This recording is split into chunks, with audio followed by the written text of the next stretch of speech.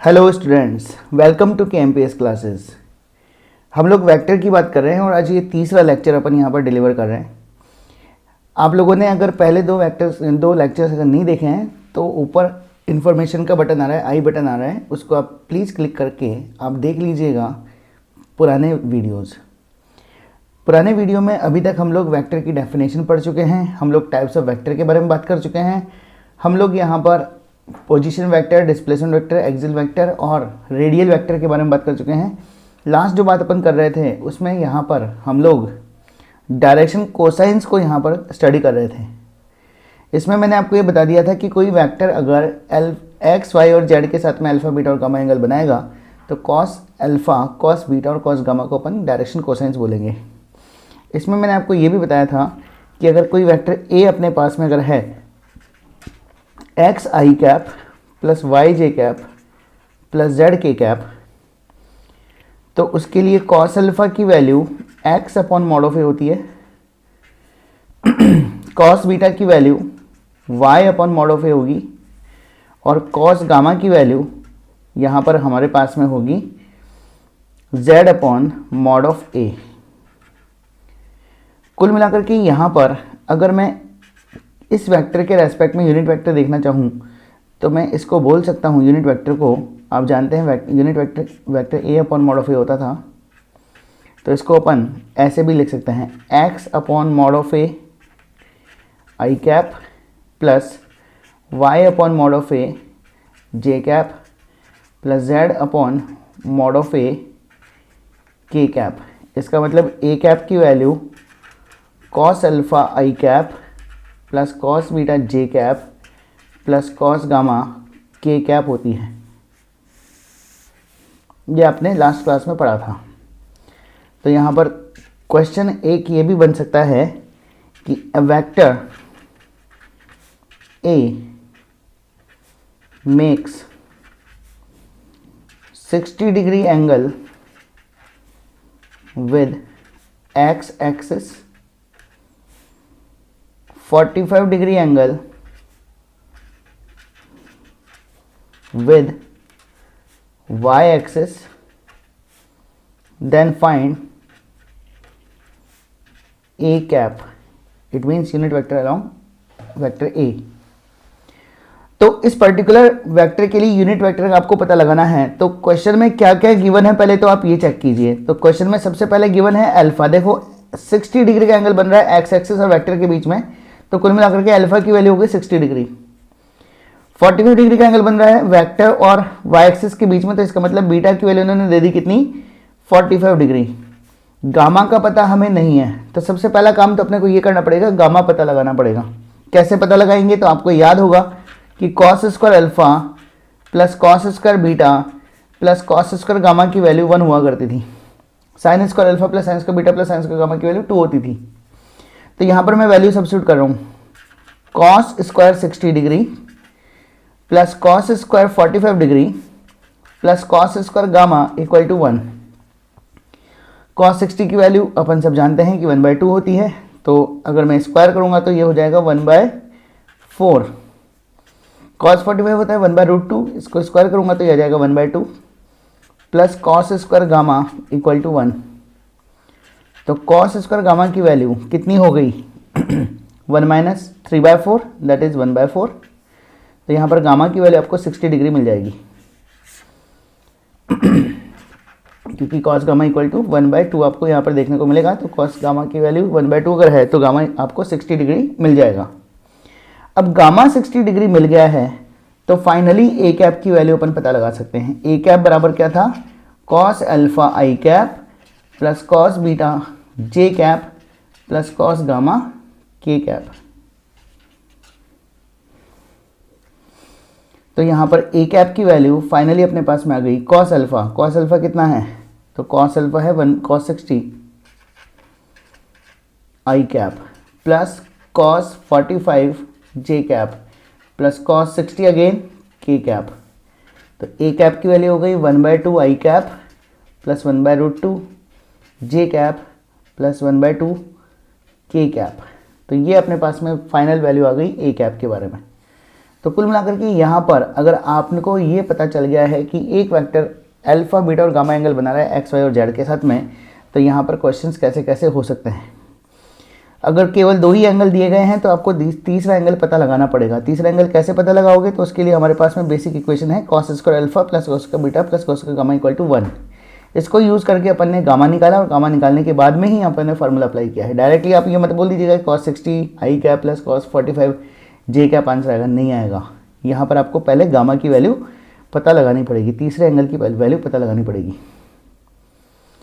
तो कुल मिलाकर के यहाँ पर कुछ बेसिक क्वेश्चंस अपन ने डिस्कस किए हैं डायरेक्शन कोसाइन से रिलेटेड। दो क्वेश्चंस मैंने लास्ट क्लास में डिस्कस किए थे और एक यहाँ पर जो क्वेश्चन बन सकता है परम्यूटेशन कॉम्बिनेशन के हिसाब से वो ये है।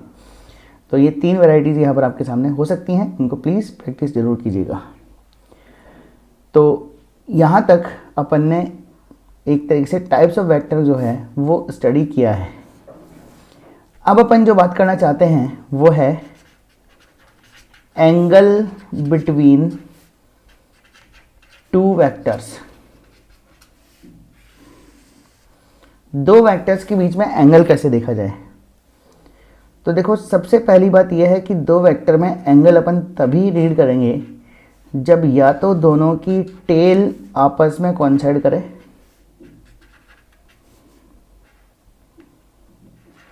या फिर दोनों के हेड आपस में कोइंसाइड करें। ये मान लो वेक्टर ए है, ये वेक्टर बी है, ये वेक्टर पी है, ये वेक्टर क्यू है। तो यहाँ पर मैं बोल दूंगा angle between A and B is theta, और यहाँ पर मैं बोल दूंगा angle between P and Q is alpha. लेकिन अगर आपको ऐसा डायग्राम दिख जाए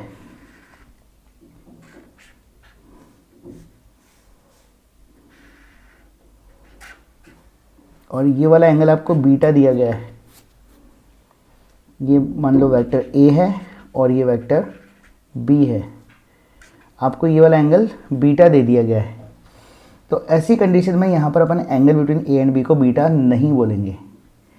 सबसे पहला काम ये करेंगे कि या तो दोनों की टेल टेल कोइंसाइड कर जाए या फिर दोनों के हेड हेड कोइंसाइड कर जाए। एंगल देखने के लिए ये बहुत जरूरी है कि या तो दोनों की टेल कोइंसाइड करे या दोनों के हेड कोइंसाइड करे, अदरवाइज अपन एंगल नहीं देखेंगे। तो मैं एक काम कर लेता हूँ कि यहाँ पर इस पर्टिकुलर में ए वेक्टर को तो ऐसे ही रहने देता हूँ। ये जो बी वेक्टर है इसका इक्वलेंट वेक्टर, इक्वल वेक्टर की कंसेप्ट को यूज़ करके बी वेक्टर के बराबर मैग्नीट्यूड का और उसी की डायरेक्शन में एक वेक्टर बना देता हूँ। कुल मिलाकर के यहाँ पर देखिए ये वाला एंगल बीटा था, तो ये वाला एंगल हो जाएगा 180 माइनस बीटा। तो कुल मिलाकर के मैं बोलूँगा angle between A and B vector is 180 minus beta. तो यहाँ पर इस एंगल को अपन बीटा नहीं बोलेंगे, यहाँ पर 180 माइनस बीटा होगा। यहाँ पर आपने क्या किया, इस बी वेक्टर को आगे प्रोड्यूस करवा दिया है ताकि दोनों वेक्टर्स की वापस टेल टेल कॉन्साइड कर जाए। टेल टेल जैसे ही कॉन्साइड करेगी वैसे ही अपना आंसर यहाँ पर आपके सामने मिल जाएगा। तो एंगल जब भी आपको दो वेक्टर्स के बीच में देखना है तो याद रखिएगा या तो दोनों की टेल टेल कॉन्साइड करेगी या दोनों के हेड हेड कॉन्साइड करेंगे, अदरवाइज एंगल को यहाँ पर मेंशन मत कीजिएगा।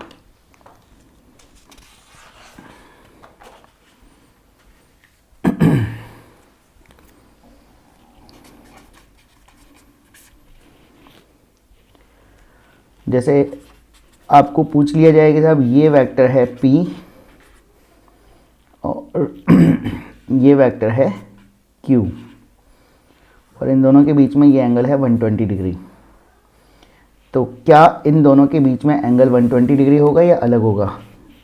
तो आंसर यही है कि Q वेक्टर जो है उसको तो आप ऐसे ही रहने दीजिए और ये जो P वेक्टर था आपका इसको आप आगे प्रोड्यूस कर दीजिए।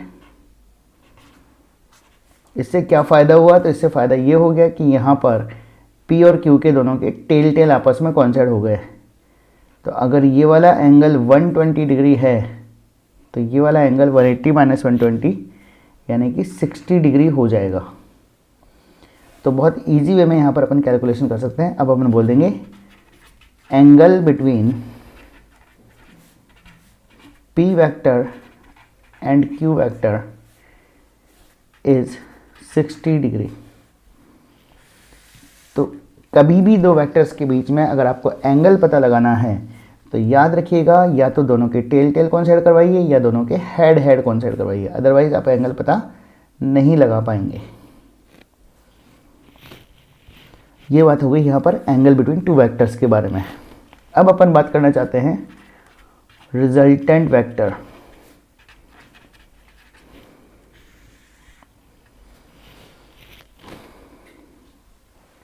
मान लो टग ऑफ वार का गेम चल रहा है, एक तरफ इधर 50 आदमी हैं और एक तरफ केवल एक अकेला आदमी है, लेकिन रस्सी जो है ना तो लेफ़्ट साइड में जा रही है ना राइट साइड में जा रही है। तो इसका मतलब मैं ये बोल सकता हूँ कि ये अकेला आदमी जो है वो इन सभी 50 आदमियों के बराबर पावर कैरी करता है, फोर्स कैरी करता है। तो कुल मिलाकर के ये जो 1 मैन है वो इक्वलेंट है 50 मैन्स की टोटल पावर के। तो मैं इस 1 मैन को इन 50 आदमियों का रिजल्टेंट बोल सकता हूँ। क्या बोल सकता हूँ? रिजल्टेंट बोल सकता हूँ। बिल्कुल वैसे ही अगर मान लीजिए किसी ऑब्जेक्ट के ऊपर फोर्सेस लग रहे हैं बहुत सारे, एक फोर्स F1 इधर लग रहा है, एक फोर्स F2 मान लो इधर लग रहा है, एक फोर्स F3 इधर लग रहा है, ऐसे करते करते बहुत सारे फोर्सेस यहाँ पर लग रहे हैं। अब इसकी वजह से इसके अंदर, इस ऑब्जेक्ट के अंदर ए एक्सेलरेशन डेवलप हुआ। अगर मैं यहाँ पर एक अकेला फोर्स ही लगा दूँ और वो भी एग्जैक्टली उतना ही एक्सेलरेशन उसी ऑब्जेक्ट में क्रिएट कर दे जितना ये सब मिलके कर पा रहे थे, तो मैं इस अकेले फोर्स को इन तीनों फोर्सेस का रिजल्टेंट बोलूँगा, नेट बोलूँगा। तो कहने का मतलब ये हो गया कि एक अकेला वेक्टर जो कि दो या दो से ज़्यादा वेक्टर्स के कॉम्बिनेशन के बराबर रिजल्ट बना देगा, उसी अकेले वेक्टर को अपन बोलेंगे इन तीनों का रिजल्टेंट वेक्टर। तो रिजल्टेंट वेक्टर क्या हो गया? A single vector which produces result as two or more vectors can produce in combination. A single vector which produces resultant या result as two or more vectors can produce in combination। जैसे मान लो तीन forces थे, ये तीनों forces जो हैं इस ऑब्जेक्ट को ए एक्सेलरेशन प्रोवाइड करवा पा रहे थे और यहाँ पर वही ए एक्सेलरेशन इसी ऑब्जेक्ट को एक अकेले फोर्स ने प्रोवाइड करवा दिया। तो इस एफ नेट को मैं इन तीनों का क्या बोलूँगा? मैं इनका रिजल्टेंट बोलूँगा। रिजल्टेंट जो वेक्टर होता है, resultant of two or more vectors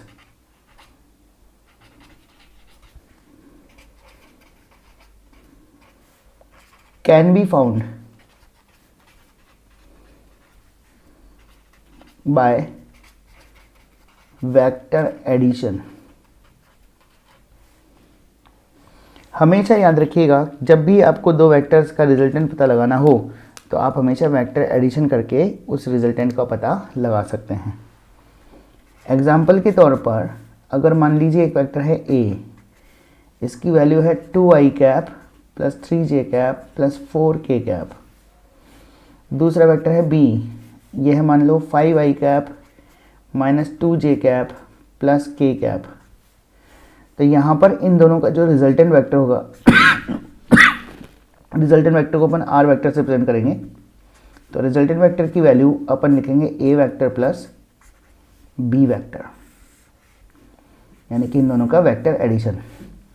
तो यहाँ पर इस पर्टिकुलर डेटा को अगर अपन सॉल्व करें तो आर वेक्टर की वैल्यू अपने को मिलेगी 2 + 5 that is 7 I cap, 3 - 2 that is J cap 1 और प्लस 5 के कैप।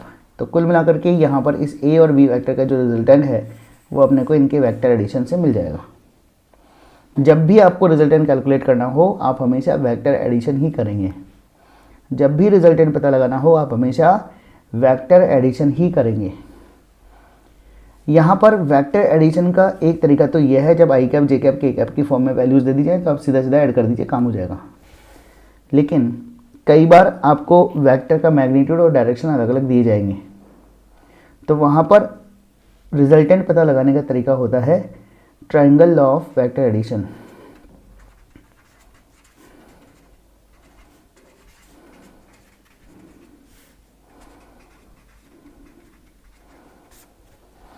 अभी ट्रायंगल ऑफ वेक्टर एडिशन क्या है, तो मान लीजिए एक वेक्टर है ए, इस वेक्टर ए का हेड किसी वेक्टर बी के टेल के साथ में कोइंसाइड कर रहा है। यहाँ पर ये जो ए और बी वेक्टर हैं ये एक सीक्वेंस में जा रहे हैं, देखो एंटी क्लॉकवाइज डायरेक्शन में। तो इन दोनों का रिजल्टेंट ए और बी को कंप्लीट करने वाले ट्राइंगल की थर्ड साइड से अपन रिप्रेजेंट कर सकते हैं। लेकिन ध्यान रखिएगा ये जो थर्ड साइड है, जैसे ए और बी जा रहे थे कैसे एंटी क्लॉकवाइज फैशन में जा रहे थे, यहाँ पर ये क्लॉकवाइज फैशन में जाएगा, यानी कि ये जस्ट अपोजिट ऑर्डर में होगा।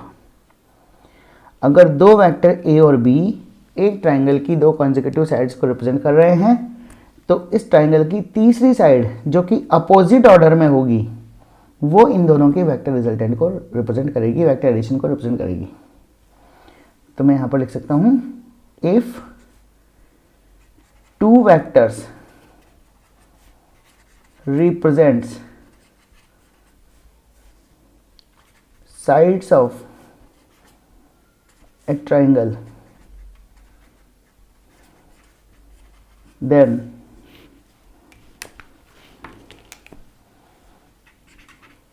third side of triangle in opposite order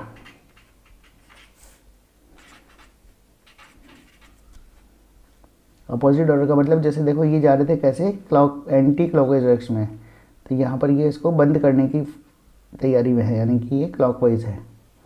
तो in opposite order is equal to vector addition of A and B.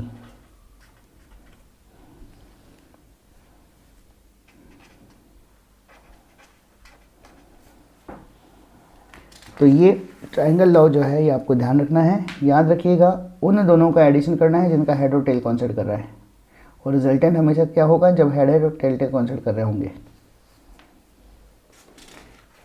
तो रिजल्टेंट कैलकुलेट करना जो है ये बहुत इजी है, अपन triangle law of vector addition से ये रिजल्टेंट पता लगा सकते हैं।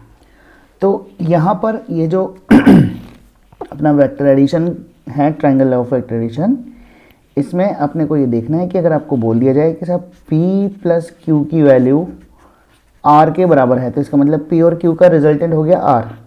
अब इसका डायग्राम कैसे बनेगा, तो आप P वेक्टर को अगर इस हॉरिजॉन्टल वेक्टर से रिप्रेजेंट कर रहे हैं तो Q वेक्टर को इसी के हेड के साथ में ज्वाइन करते हुए बनाइए, क्योंकि जिन दोनों का सम करना है उनके हेड और टेल आपस में कोइंसाइड होने चाहिए। और यहाँ पर ये जो R है ये क्या है, ये इनका इक्विवेलेंट वेक्टर है। तो मैं यहाँ पर इस पर्टिकुलर R वेक्टर को अपोजिट सीक्वेंस में बनाऊंगा। ये दोनों अगर एंटी क्लॉकवाइज जा रहे हैं तो R क्लॉकवाइज डायरेक्शन में जाएगा। अगर मान लो यहाँ पर आपके पास में रिलेशन ऐसा दिया गया है A + B + C vector equal to 0, तो क्या करना है, तो आप कुछ मत कीजिए, यहाँ पर सीधा सीधा लिखिए A vector + B vector equal to -C vector. अब A वेक्टर कैसे बनाओगे, तो डेफिनेट सी बात है कि ये A वेक्टर होगा।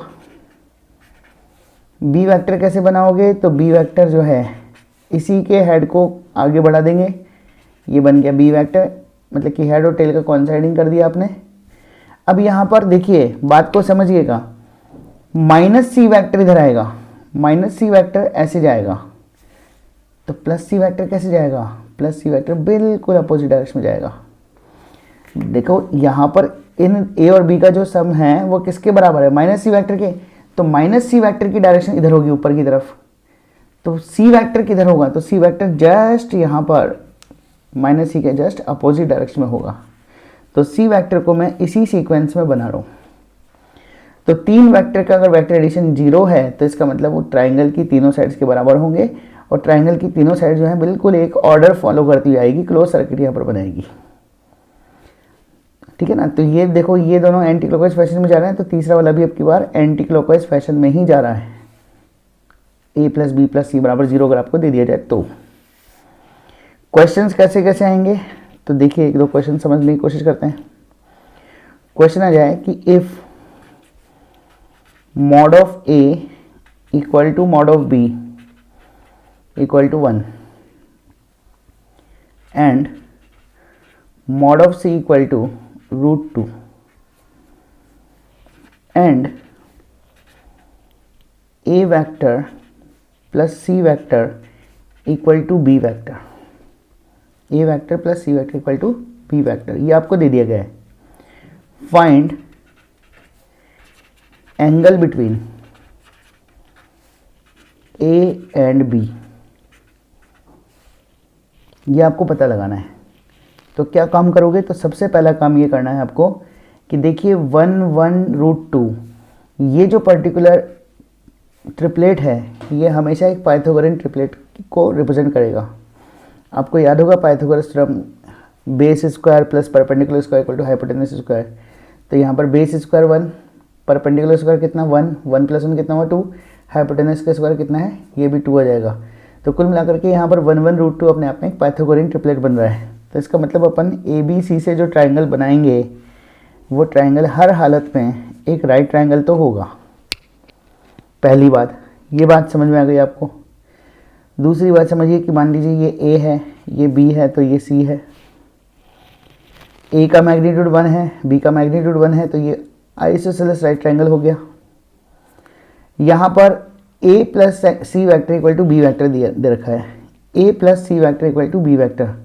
तो आप एक काम कीजिए, सी वैक्टर को अगर आपने ऐसे एरो दे दिया, इसका मतलब सी वैक्टर का हेड यहाँ पर है, तो सी वैक्टर प्लस ए वैक्टर, तो ए वैक्टर को इसके कंटिन्यूस में बनाना पड़ेगा, क्योंकि इन दोनों का लेना है अपने को सम।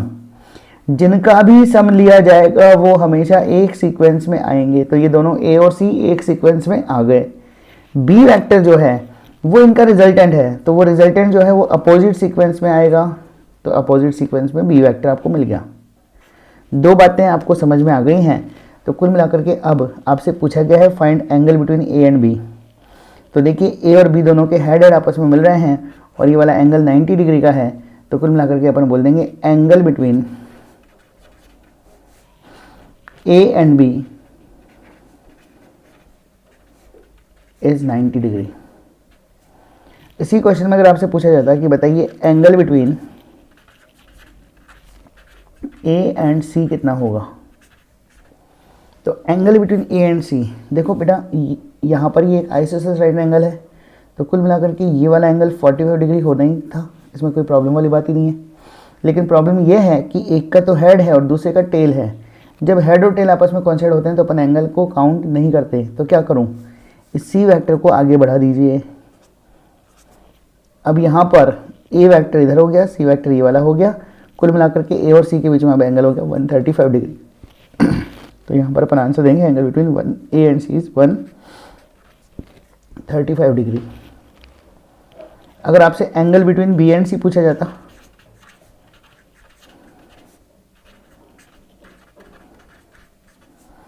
तो बी और सी के दोनों के देखो टेल टेल कॉन्साइड कर रहे हैं, तो हमें कोई परेशान होने की जरूरत नहीं है, सीधा सीधा अपन बोल देंगे 45 डिग्री का एंगल आना है। तो कुल मिलाकर के यहाँ पर अगर आपको एक्सप्रेशन दिया जाए कुछ ऐसा, तो आप क्या करोगे, जिन दोनों का सम करना है उनको एक सीक्वेंस में बनाओगे और जो रिजल्टेंट है उसको अपोजिट सीक्वेंस में बनाओगे। लेकिन अगर आपको a plus b plus c बराबर 0 दे दिया गया है, तो ऐसी कंडीशन में यहाँ पर आप तीनों को एक क्लोज सर्किट में, क्लोज पाथ में फॉर्म कर दोगे। जैसे मान लो क्वेश्चन अगर आपके सामने आ जाए कि vector A magnitude equal to vector B magnitude equal to vector C magnitude, यानी कि जो ट्राइंगल बनेगा डेफिनेट सी बात है उसकी तीनों साइड्स बराबर होंगी। इसका मतलब वो कैसा ट्राइंगल हो गया, इक्विलैटरल ट्राइंगल हो गया। And vector A plus vector B plus vector C equal to 0। दूसरी बात यहाँ पर आपको दे दी, A vector plus B vector plus C vector equal to 0। Question आपसे पूछ लिया गया find angle between A and C, A और सी के बीच में आपसे एंगल पूछ लिया गया। तो सबसे पहली बात डायग्राम कैसे बनेगा, तो बेटा diagram a plus b plus c बराबर 0 अगर है तो एक यहाँ पर क्लोज पाथ बन जाएगा।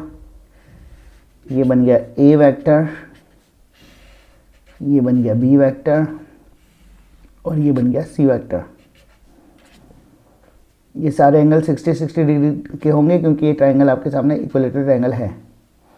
अब आपसे पूछा है एंगल बिटवीन ए एंड सी, तो ए और सी, क्या ए और सी का टेल टेल कॉन्सेप्ट कर रहा है, तो आंसर है नहीं। क्या दोनों का हेड हेड कॉन्सेप्ट कर रहा है, तो ये आंसर है नहीं। तो क्या कॉन्सेप्ट कर रहा है, एक का हेड दूसरे का टेल, तो क्या करना चाहिए, तो या तो ए को आप पीछे प्रोड्यूस करो या सी को आप आगे प्रोड्यूस कर दो। तो मैंने सी को आगे प्रोड्यूस कर दिया। ये वाला एंगल 60 डिग्री था, तो डेफिनेट सी बात है कि ये वाला एंगल आपको 180 माइनस 60 यानी कि 120 डिग्री मिलेगा। तो अपना आंसर हो गया एंगल बिटवीन ए एंड सी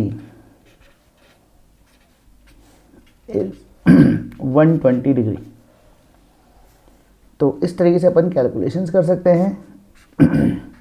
और भी कुछ कैलकुलेशंस हैं जिनको अपन नेक्स्ट क्लास में पढ़ेंगे। नेक्स्ट क्लास में अपन यहाँ पर parallelogram law of vector addition की बात करेंगे। रिजल्टेंट वेक्टर का एक और फार्मूला देखेंगे जो कि जनरली अपने को यूज़ करना है। और triangle law of vector addition की आप प्रैक्टिस करते रहिएगा, जितने भी क्वेश्चंस कराए गए हैं उनको ट्राई करते रहिएगा। Thank you very much.